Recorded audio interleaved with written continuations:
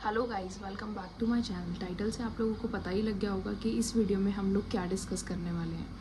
तो हम लोग सबसे पहले बात करेंगे विदाउट वेस्टिंग एनी टाइम कि हम जॉब कैसे ढूंढें। कुछ लोगों को ये होता है कि हमें बेस्ट फर्म में जॉब नहीं मिल रही, बेस्ट इंटर्नशिप नहीं मिल रही, बेस्ट एमएनसी नहीं मिल रही।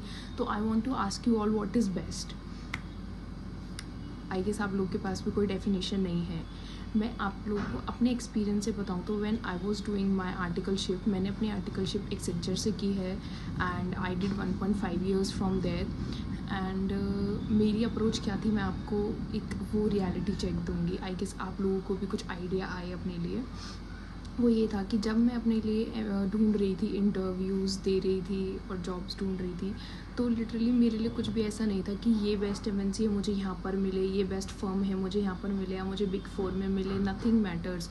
जब आपको अपनी आर्टिकलशिप करनी है या जॉब कर रही हैं, आपको इन रियल किस चीज़ से मैटर है कि आपको अच्छा पैकेज मिले और आपको काम अच्छा सीखने को मिले। और जब आप आर्टिकलशिप करते हो ना, आपको सिर्फ एक ही चीज़ की चिंता होती है, टू बी वेरी ऑनेस्ट, कि एक तो वो कि वो जो भी हमारे सीएमए ने या सीए ने या सीएस ने जो भी हमें गाइडलाइंस दे रखी हैं, वो फर्म या वो कंपनी सिर्फ उन गाइडलाइंस के ऊपर रिलाई करनी चाहिए। उन्होंने अगर बोला है कि 500 करोड़ का टर्नओवर मिनिमम होना ही चाहिए, तो वो एक टर्नओवर होना चाहिए उसके अंदर। वो सारी गाइडलाइंस फॉलो होनी चाहिए। दूसरा ये कि आपको पैकेज इतना मिल पाए कि आप उस सैलरी या स्टाइपेंड में सर्वाइव कर पाएँ। सिर्फ इन्हीं दो चीज़ों से हमें मतलब होता है। बाकी बेस्ट सिर्फ हम शोकेस करने के लिए ढूंढते हैं।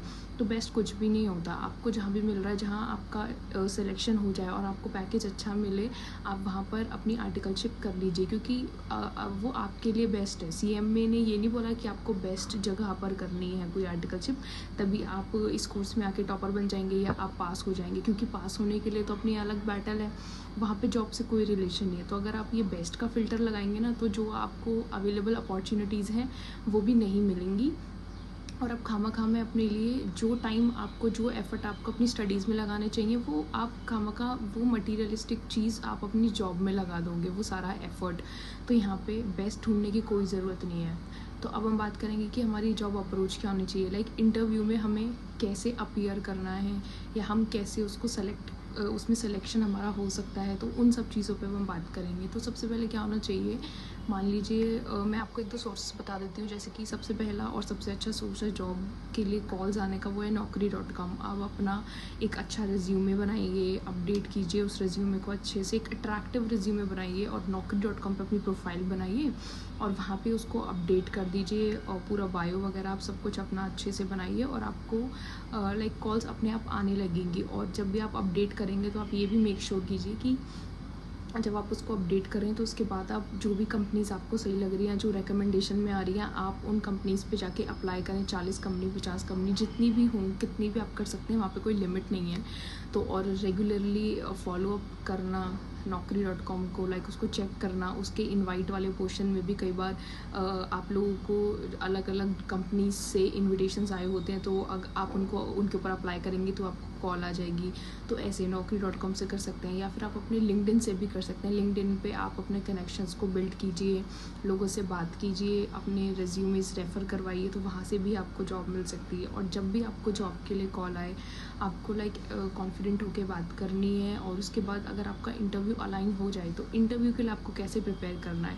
जब भी हमारा इंटरव्यू अलाइन हो जाता है तो हमें एक जेडी यानी कि जॉब डिस्क्रिप्शन शेयर किया जाता है। जब आपको जेडी शेयर हो जाता है तो सबसे पहले आप, अगर मान लीजिए आपका आर्ट वर्क के लिए, ऑब्वियसली आपको प्रोफाइल पता होगी अगर आप वहाँ पर इंटरव्यू के लिए जा रहे हैं, तो उस प्रोफाइल के हिसाब से आप गूगल से भी क्वेश्चंस निकाल सकते हैं। गूगल पे आजकल सब कुछ मिल जाता है। अगर आप वहाँ पे ये भी लिखेंगे ना कि R2R के लिए क्वेश्चंस चाहिए, interview questions for R2R profile at that company, this company, तो वहाँ पर एक पूरी लिस्ट निकल आ जाती है, या फिर कभी कभार एक पूरी PDF फाइल आ जाती है कि ये क्वेश्चंस हैं जिनको आप प्रिपेयर कर सकते हैं। तो वहाँ से आप अपनी एक वो अप्रोच रख सकते हैं कि आप वहाँ से प्रिपेयर कर सकते हैं। एक दूसरा अच्छा सोर्स है ChatGPT। आप वहाँ पे अपने जेडी को कॉपी करके डाल सकते हैं और नीचे लाइन लिख सकते हैं उसमें कि make some interview questions from this for that role जिसके लिए भी आप हैं, तो वो वहाँ से आपके लिए कुछ क्वेश्चंस आ जाएंगे। बाकी आप देखिए अपनी जेडी में क्या हाईलाइट हो रहा है। अगर वहाँ पे एक ही रिटर्न फाइलिंग करनी है तो रिटर्न से रिलेटेड हम हमारे टैक्स में जो चैप्टर है 139 सेक्शन वाला वो पूरा पढ़िए, असेसमेंट का है तो वो पूरा पढ़िए,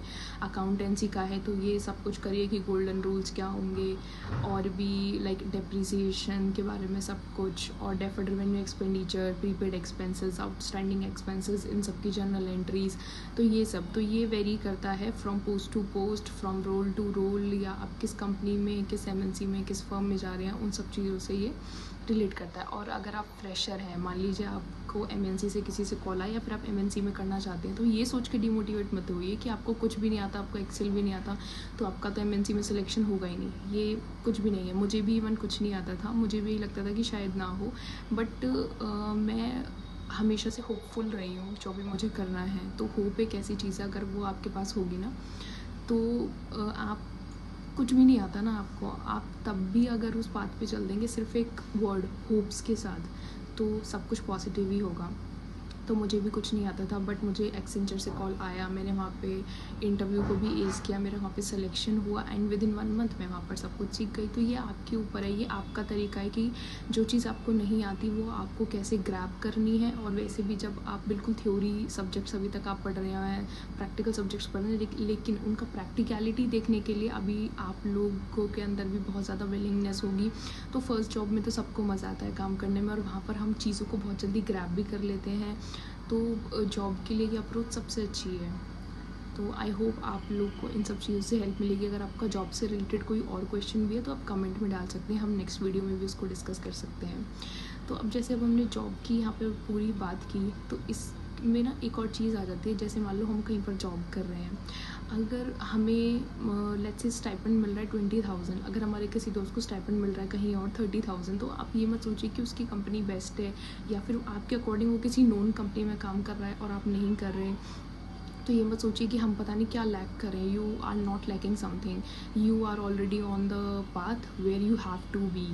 तो किसी और की सक्सेस से अगर आप खुद को कंपेयर करेंगे तो हमेशा छोटा ही महसूस करेंगे। आप ये देखिए, आप अपने ऊपर जो आप अपने सामने जो एक शील्ड लगा रहे हैं ना, उस शील्ड के अंदर देखिए कि आप कहाँ पर रिलाई कर रहे हैं, आप कहाँ पर स्टैंड करते हैं, आपको कहाँ पहुँचना है।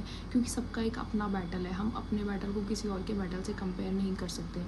सिर्फ आपका जो एक मिसिंग इंग्रेडिएंट है ना लाइफ में, होप्स, उनके साथ आपको हमेशा चलना है। तो बहुत लोगों को तो ये भी नहीं पता होता कि होप्स होती क्या है। होप्स है पॉजिटिव रहने का नाम। होप्स है कि कभी भी हमारे साथ कुछ भी हुआ है तो हम उसमें नेगेटिव ना सोचें, हमें सोचें कि नहीं, अब भी there is a light which is visible, कि कुछ हो सकता है। होप मैं आपको बताऊँ तो क्या होती है, आपकी डेली रूटीन से रिलेट करके आपको बताऊँगी होप्स क्या होती हैं। जैसे हम हर रात सोते हैं, हमें नहीं पता होता कि हम सुबह उठेंगे नहीं उठेंगे, लेकिन फिर भी हम अलार्म सेट करते हैं तो सुबह उठने के लिए, दैट इज़ होप। कि हमें नहीं पता हम कल उठेंगे नहीं उठेंगे, फिर भी हम अलार्म सेट करें, दैट अलार्म सेट करना इज़ होप।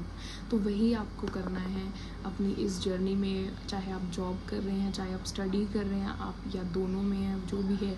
लेकिन होप एक ऐसा इंग्रेडिएंट है जो अगर आपने छोड़ दिया तो आप कहीं भी नहीं पहुंच पाएंगे। So positive minds always leads to positive ways. ये ही मैंने अपनी जर्नी से यहाँ तक सीखा है सबसे बड़ी चीज़, और यही आपको भी अपने साथ लेके चलना है, जो आपको बहुत ज़्यादा हेल्प करेगा।